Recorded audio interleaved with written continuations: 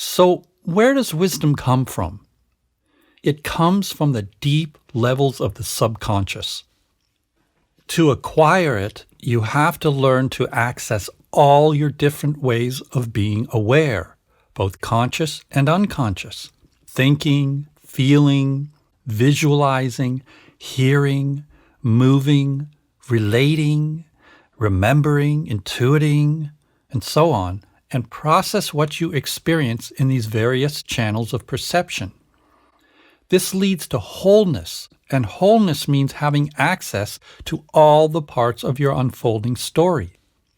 As soon as you don't have access to your whole process, you get signs and symptoms that something feels off.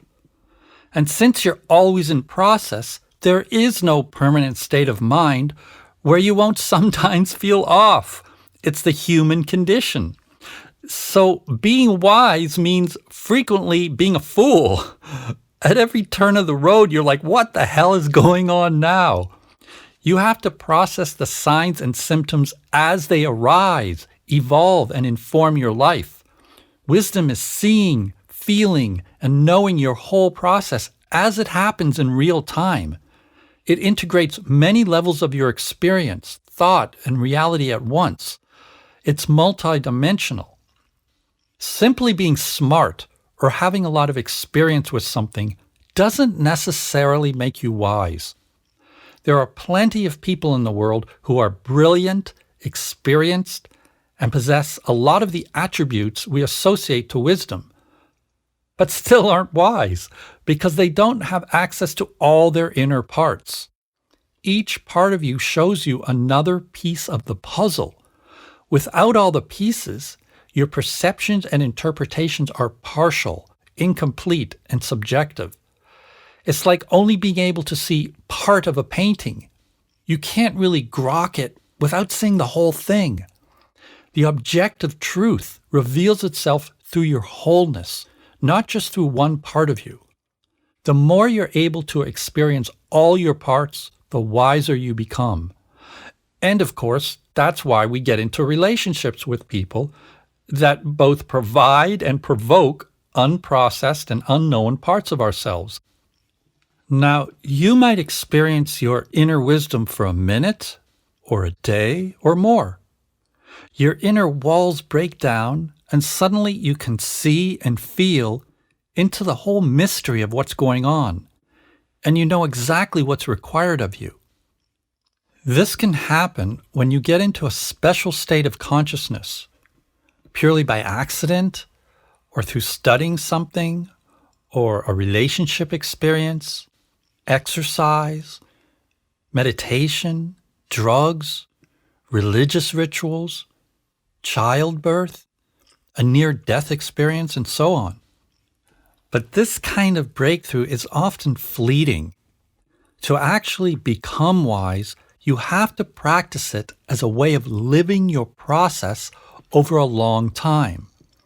You have to build your capacity to access your inner parts as they arise and follow the process they move you in. They show you the way. They give you wisdom. Your wise self is always there within you. It's in all of us. It's wise, but we're dumb. Children can be incredibly wise because they're born with it. The problem is that most of us never develop it. We learn things and fossilize our learning into a set of so-called facts that we rely on.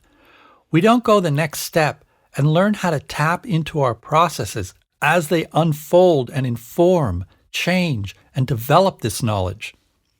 We look outside ourselves and allow society and other people to dictate to us what wisdom is, and we let this slowly chip away at our own deep inner knowing.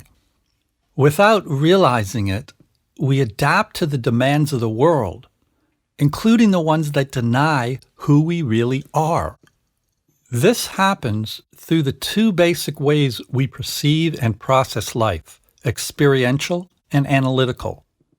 When we're younger, we tend to just experience things. We dive in and see what happens. Then, As we accumulate experience, we concretize it into mental programs we assume represent wisdom. Each experience adds to this sort of personal philosophy of life. As this happens, we slowly withdraw from diving full on into experience, and we live more from our ideas about life. This is why, as people get older, they often look back at their younger selves and think, man, life felt magical in some way. Like when people say, back in the day, they're referring to what it felt like to just live, be in the stream of happenings, total immersion and experience, which is what you have to do to connect with the subconscious. You can't connect with what's under the surface in your psyche by just thinking and talking about it, or by relying on stale old experiences. I mean, you might have some insights, but to really get into it, you have to experience it directly. This is one of the reasons I developed an experiential process approach to working on problems. When I was in talk therapy, I often felt like it's just too much talking. Maybe I'm talking too much right now. I gotta go play a guitar riff. I'll be back in a second.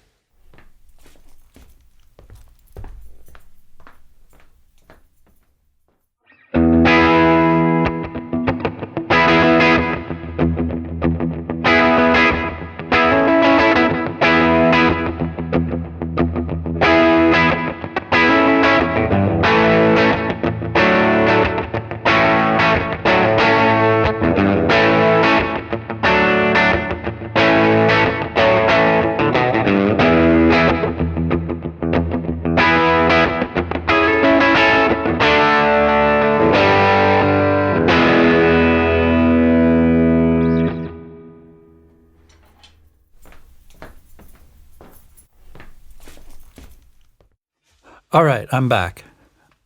That felt wise. Wisdom happens from the intermingling of real-time experience and analysis. You have to be able to jump into the experience, whether it's crazy or mundane, ecstatic or painful, fun or scary, known or unpredictable, and also be able to stand on the shore and look objectively at what's happening. This is wholeness.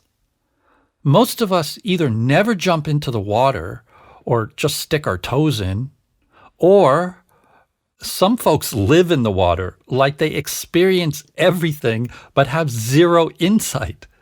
To be whole, you have to be able to jump in and then analyze your experience, or do these two things simultaneously. This is one of the drawbacks of mindfulness and insight meditation, as well as talk therapy.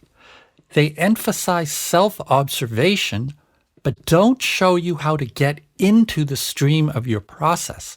They're static. Your process presents itself as signs, symptoms, thoughts, feelings, conflicts, and so on. And all these things are happening in real time in that very moment. You have to dive into the process and follow it. If you spend your whole time observing, just looking at what's happening, or thinking about it, or trying to figure it out, you don't access what's really trying to come forth, or what's trying to happen, what's trying to unfold, because you don't unfold anything. You have to occupy the experience and unfold the process.